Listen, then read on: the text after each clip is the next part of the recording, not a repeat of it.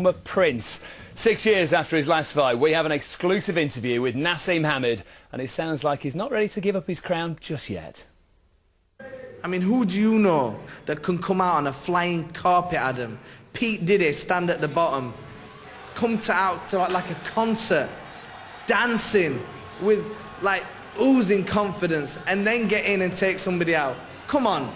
Do you know anybody in the history of the sport that did what Prince Naseem did? I ain't trying to brag, but I was bloody good at it. Remember him? Much more from Naseem Hamed later, but there's no doubt who boxing led the way thanks to Brendan Ingles' stable of gifted fighters. Last Friday, the clocks were turned back as Ryan Rhodes once again took top billing, and there was a rare public appearance from the Steel City's biggest star. Last week on Friday Fight Night, Sheffield's Ryan Rhodes rolled back the years as he met Welling's Gary Woolcombe for the British light middleweight title. With old friend Naseem Hamed cheering him on from ringside, Rhodes produced a sizzling performance that ended dramatically in the 9th round.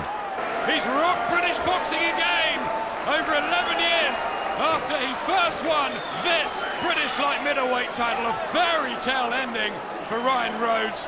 Naseem Hamed was first to congratulate his long-time stablemate, and the former world star was absolutely buzzing when we caught up with him.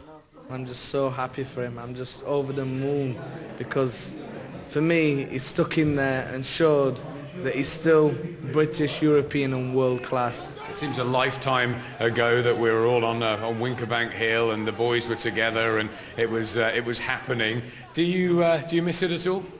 Oh, I miss it big time. But you know, I was boxing for 21 years, training for 21 years I should say, and I absolutely loved every minute of it. But I've told you, I ain't told you guys I'm retired. I ain't told you nothing yet. I've just had a huge break. And I do miss it, you know. I miss boxing and I love boxing. You know, it's in my heart. Your last fight was back in 2002 against Manuel Calvo. Why did you stop after that win? Directly after that fight, I just thought that I had 2 kids then and I just wanted to be with my kids so bad. I'd been spending like 9 weeks in training camps away from the wife and kids. When I stopped at 28, I had 2 kids then, 2 boys.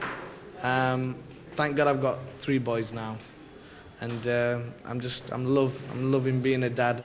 My next big fight involves Ricky Hatton coming back from that defeat against Floyd Mayweather to box Juan Lazcano in Manchester.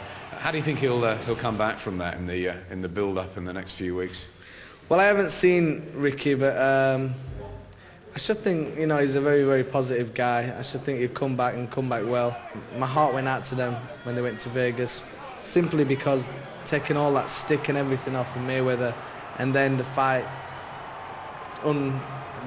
going and unfolding the way it did, I felt really sorry for him.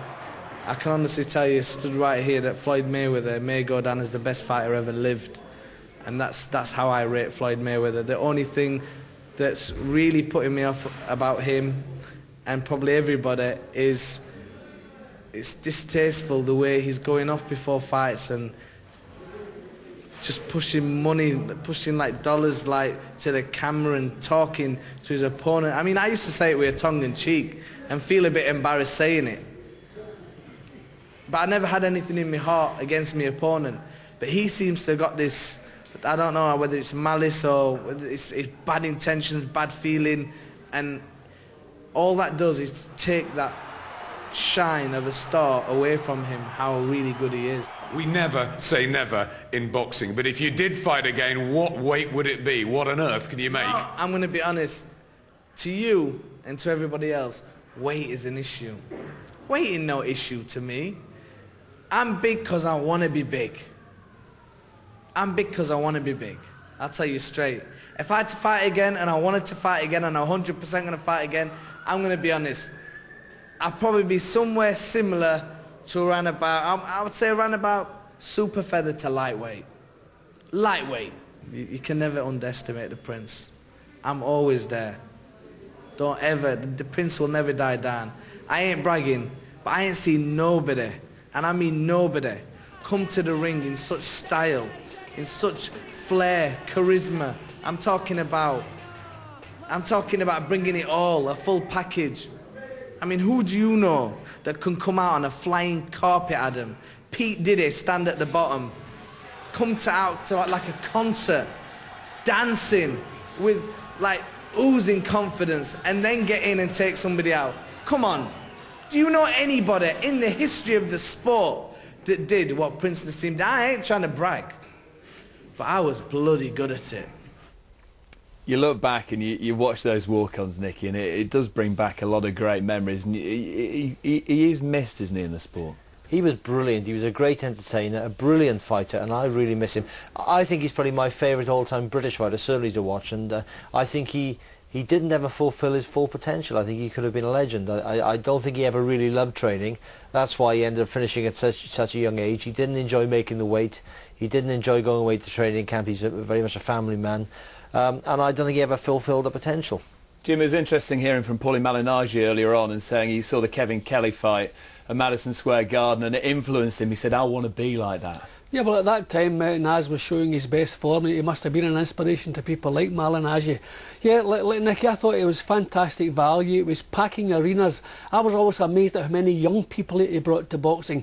His fights were dramatic. He was the whole package, and he's right in what he says. No one has come along and taken his place. He's making noises about a comeback. He said, I haven't told you guys I've finished yet. What do you think? Well, I don't think he will. I'd like to see him back, actually, even at his age now, because he'd certainly be a terrific puncher. He'll never lose that.